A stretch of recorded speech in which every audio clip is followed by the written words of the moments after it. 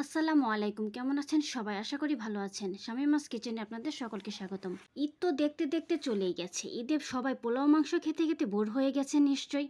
মুখের টেস্ট চলে গেছে একদম। মুখের টেস্ট ফিরিয়ে আনার জন্য আমি আজকে আপনাদের জন্য নতুন এক ভর্তার রেসিপি নিয়ে হাজির হয়েছি। ভর্তাটা দেখতে যেমন লোভনীয়, খেতেও কিন্তু অসম্ভব মজার হয়। চলুন দেরি না করে ভর্তাটা কিভাবে তৈরি করব সেটা দেখে নেওয়া যাক। ভর্তাটা করার জন্য এখানে আমি চিংড়ি মাছের মাথার যে অংশটা এটা নিয়েছি। এটা কিন্তু সবাই আমরা ফেলে দিই। আজ থেকে এটা একদম ফেলবেন না। এটা দিয়েও যে অসম্ভব মজার ভর্তা হয় এটা কে কে জানতেন কমেন্ট সেকশনে জানাবেন।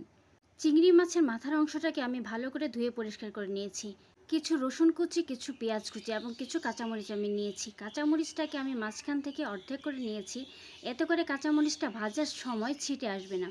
সবগুলো উপকরণকে আমি এখন একসঙ্গে ভেজে নিব। ভাজার জন্য প্রথমে চুলায় একটা ফ্রাই প্যান আমি বসিয়ে দিয়েছি। ফ্রাই প্যানটা গরম হয়ে আসলে এখন এখানে আমি প্রথমে মরিচটা ভেজে নিব। মরিচটাকে আমি নেড়ে চেড়ে 2 থেকে 3 মিনিট ভেজে নিব। একটু ভাজা হয়ে আসলে এখানে আমি সামান্য পরিমাণ রান্নার তেল অ্যাড করব। রান্নার তেল দেওয়ার পর মরিচটাকে আমি আরও 1 থেকে 2 মিনিট ভেজে নিব। মরিচটা আমার ভাজা হয়ে গেছে, এখন এটা আমি উঠিয়ে নিব।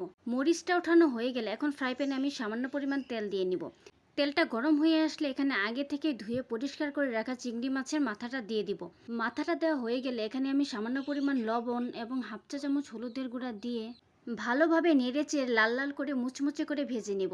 চিংড়ির মাথাটা আমার ভাজা হয়ে গেছে, এখন এটাকে আমি নামিয়ে নিব। নামিয়ে নিয়ে হয়ে গেলে ফ্রাই প্যানে আমি আরও সামান্য পরিমাণ তেল দিয়ে দিব।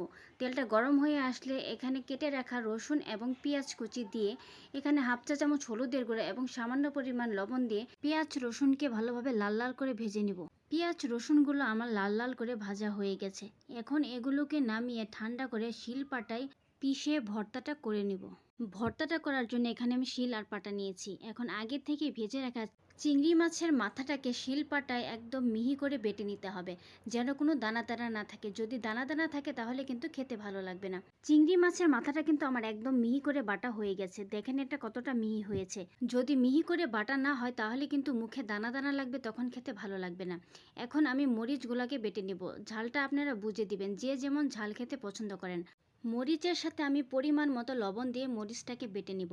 বাটা হয়ে গেলে এখন এখানে আমি আগে থেকে ভেজে রাখা পেঁয়াজ আর রসুনটা বেটে নিব।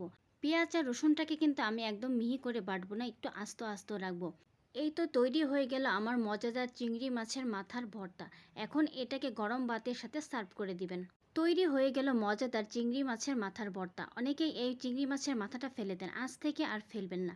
এটা দিয়েও যে এত মজাদার ভর্তা তৈরি করা যায় এটা কে কে জানেন কমেন্ট বক্সে জানাবেন।